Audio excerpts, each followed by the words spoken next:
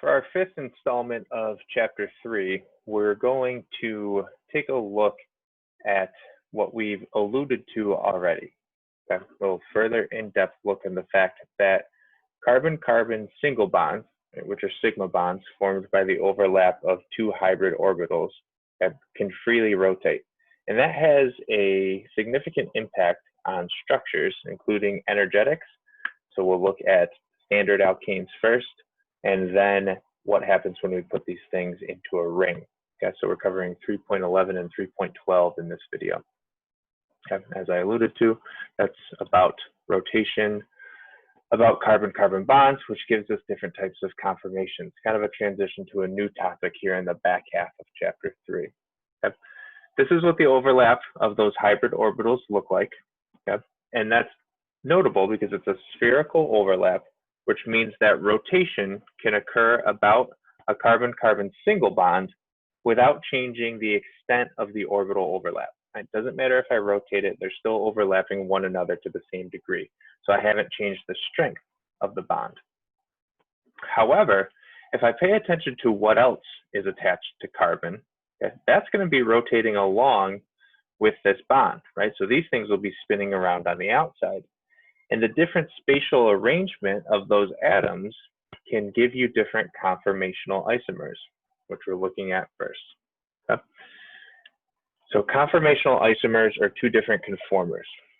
And we need a convenient way to represent these different types of isomers, right? Because it is the same molecule, it's just a different conformation in 3 dimensions. And to do that, we use something known as a Newman projection. Okay? A Newman projection is a 3D representation of a carbon-carbon bond, okay? Specifically a single bond, a sigma bond. And what it does is puts 2 carbons in front and behind of one another. So you've got 1 carbon in the front, 1 carbon in the back. So when you're looking straight at a Newman projection, you assume you're looking straight down the axis of that carbon-carbon bond. Yep. And this is what a Newman projection looks like. Okay, you start by drawing, right, those 3 lines, and that point right there in the middle represents the carbon in the front. Keeping in mind we're looking straight down the axis, right? So then the circle in the back represents the other carbon. And each one of those carbons, right, they're sp3 hybridized if we're looking at ethane here, so they have 3 other bonds. So track the lines, right? These 3 lines in the front represent bonds to the carbon in the front. And then the 3 lines that are stopping at the circle represent the bonds going to the carbon in the back. And we just said that that bond, that CC bond that we're looking straight down here in the middle, can freely rotate. So if we think about these things spinning around 360 degrees, there's really an infinite number of possibilities. Okay? But we're focused on 2 extremes. Okay, that differ by a factor of 60 degrees. And they are called the staggered conformer and the eclipsed conformer. And notice the difference. In the eclipsed conformer, those bonds, those CH bonds in the front and the back, are right on top of one another. Okay, they're slightly staggered here in the text image just to show you what's going on. But eclipsed, they are directly on top of one another. And that's the highest possible energy. We see here on the bottom right what that looks like with the ball and stick model. The lowest energy is when they're staggered. They're as far apart as they can be. You can think about it just like valence shell electron pair repulsion. Those bonds have electrons. They want to be as far apart as possible. So even though these are both molecules of ethane, the eclipsed conformer is higher in energy than the staggered conformer, okay? Which is summarized right here, right? There are 2 extremes. As you rotate the bond, there's a continuum between the 2. And as a matter of fact, right, the energy barrier between the 2 is low enough that at room temperature, there's enough kinetic energy to overcome the energy barrier. So you can kind of think about it as just constantly spinning around, right? And it's fast, millions of times per second. But the key takeaway here is that the staggered conformer is more stable, i.e. lower in potential energy, than the eclipsed conformer, which you see right here, right? Eclipsed, higher in energy, staggered, lower in energy. And because they're 60 degrees apart, if you track 2 specific hydrogens, you can get a couple different staggered conformers. Okay. Key thing, we're just looking at ethane, so those are all hydrogens right now. Right, we're going to change that here in just a second. And that energy difference that we've been talking about is due to interactions between the bonding and the anti-bonding molecular orbitals. Okay. Specifically, a phenomenon known as hyperconjugation. And that's something that stabilizes the staggered conformer. Okay. It's a stabilizing interaction between the sigma bonding molecular orbital and the sigma star anti-bonding molecular orbital. It puts them in a perfect orientation, and we're going to talk about hyperconjugation more later in the course. Just have that phrase kind of in the back of your mind for now, the stabilizing interaction. Yep. Excuse me. But what about in butane now? Okay. We start to look at butane. Okay. Well, there's a couple of different CC bonds that I can look at. Okay. I can look at the bond between carbon 1 and carbon 2, 2 and 3, or 3 and 4. And that's a key idea. You only ever use a Newman projection to represent a single carbon-carbon bond. Okay. Now, if I look at the C1, C2 bond, right, or the C3, C4 bond over here, then the Newman projection is going to look like this, right? One of them, carbon 1, we'll call it here. In the middle, that has 3 hydrogens attached to it, okay? But then carbon 2, which is represented in the circle in the back, has 2 hydrogens, right, here and here, and then it's got a whole ethyl group as well, which we show down here. So we have the staggered conformer and the eclipsed conformer. And again, right, staggered is lower in energy, eclipsed is higher in energy. Okay? But what about the C2-C3 bond? Okay, jumping back again, looking at this carbon-carbon bond right there. Okay, then each of the carbons, the one in the front and the one in the back, is going to have a methyl group on it as well. And you know enough, right? You've got enough chemical intuition to visualize the fact that a methyl group is larger than a hydrogen.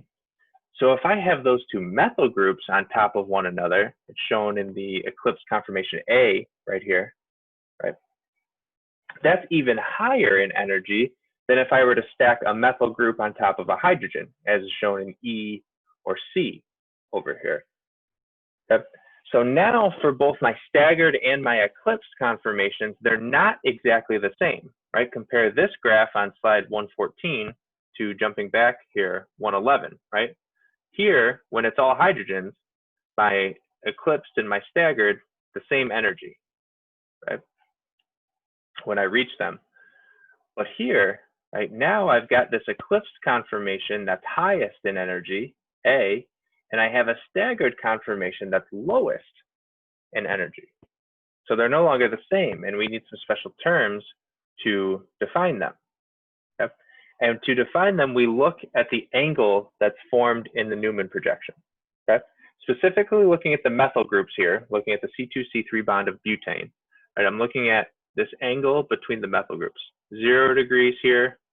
Right? Then as I start to move my methyl group further and further apart, right, I'll go to 60 to 120 to 180, right, and then onward and upward around the circle till it reaches 360 or 0 degrees again. For the case of my methyl groups to be the lowest energy possible, I want them as far apart. So I want them to have an angle of 180 degrees. And when I accomplish that, I put my largest groups as far apart as possible, 180 degrees. That's called the anti-conformer. It is the lowest in energy. Okay, so you can think about it as a subset of staggered conformers. Okay, so it's staggered, but specifically they're staggered as far apart, because jumping back again here, right, B, D, and F are all staggered because they're 60 degrees apart, right, but only D has those 2 methyl groups 180 degrees apart. So this is anti-D right here. The other 2 staggered conformers where the methyl groups are closer together, B and F, those are called gauche conformers, right? G-A-U-C-H-E, a gauche conformer. It's a subset of staggered. So now we're breaking staggered apart into anti and gauche. Okay. And your eclipsed conformers, I already alluded to that, also have differences in energy. It's the highest potential energy when the methyl groups are right on top of one another, giving you a dihedral angle of 0. And the energy differences are due to steric strain. Okay, steric strain, I would underline that in your notes, also known as steric hindrance, H-I-N-D-E-R-A-N-C-E, steric strain or steric hindrance. That's a strain, right, an elevation in potential energy that's experienced when by a molecule when the atoms are close enough together that their electron clouds are starting to repel one another. Just like two of the same pole on a magnet. They get too close together, they start to repel one another. Same thing is happening here with this molecule, so it's reaching a higher energy state. Okay. And that's actually ties back all the way back to chapter 1, right? Because everything wants to be in a staggered conformation, because it's lowest in potential energy, that's why when we have straight chain alkanes, they end up going in a zigzag, because notice in the ball and stick model, then everybody is staggered as we go across. And that's why we draw them that way when we're drawing our skeletal structure. Okay, so that's key idea. Know how to draw and use a Newman projection. Know staggered versus eclipsed, and subsets of staggered, right, are anti and gauche. Anti is the lowest possible energy. But next we're going to look about rings. Okay? And for our cycloalkanes, how that restriction in rotation can affect the molecule, right? Because now, right, if I've got just two carbons connected to one another in ethane, the bond can freely rotate, no problem. But if it's a ring, right, starting with 3, 4, 5, 6 here, right, these cyclic hydrocarbons or cycloalkanes, they can't freely rotate. And that restricts our bond angle as well. Everything here is sp3 hybridized, so you know it wants to adopt a tetrahedral conformation, have an ideal bond angle of 109.5. Right, but look at the bond angles here: 60 degrees in cyclopentane or cyclopropane, 90 degrees in cyclobutane, 108 degrees in cyclopentane, so it's closer, right? 120 degrees in cyclohexane with 6 carbons. And what that is doing to us, right, is it's deviating, as I've alluded to, from the ideal tetrahedral angle. 109.5 gives us our maximum orbital overlap. But if I start to force these things into a ring, I take away from that, right? And I reduce the extent of overlap. And that is called angle strain. It's also forcing us into a higher energy conformation, angle strain, because I've reduced the degree of orbital overlap. Okay? So they no longer have the ideal bond angle. Okay? Cyclopropane, in addition to having really high angle strain, right, because it's got a bond angle of 60 degrees between these carbons, not 109.5, it also is forced to stack its hydrogens right on top of one another. They're eclipsed, like we just talked about. So 2 factors that are putting us highest in energy, right? There's nothing else for cyclopropane to do, right? It can't bend out because 3 points are defining the plane. Cyclopropane has to be planar. Our hydrogens have to go right at one another. Okay, so cyclopropane, 2 factors there: angle strain and steric strain from the eclipsed hydrogens, very high in energy, not very stable at all. Okay. What about cyclobutane? Okay, well now if I go to 4 members in the ring, bond angle of 90 degrees, that does at least allow one of my carbons to kind of twist out of the planar arrangement. Minimizes the angle strain and the number of eclipsed hydrogens a little bit, but cyclobutane is still very high in potential energy. If we go to cyclopentane, though, right, now I've got a bond angle of 108 degrees, so that's closer to the 109.5. It's very little angle strain, right? But still, I've got a bunch of hydrogens that are pointing at one another, right? You've got 10 hydrogens on there that could be eclipsing with one another, and it'll twist out a little bit to minimize that, but it's still, right, not as low in energy as it wants to be. And you might predict with a bond angle of 108, right, compared to our 109.5, that cyclopentane is the most stable of the cycloalkanes. Okay? But it's actually not. Cyclohexane is the most stable of all the cycloalkanes. okay, cyclohexane. And if we were just looking at planar cyclohexane, right, forcing everything into one flat plane, then the bond angle, right, would be 120 degrees. But what cyclohexane does is it adopts something that's known as a chair conformation. Okay, and the chair conformation bends some things out of the plane, so it reduces the angle strain. Bond angle is 111, so it's closer to the 109.5 that we're looking for. Okay, but more importantly, all the adjacent hydrogens are staggered. They're in the staggered conformation. Okay, so that means it's even lower in energy.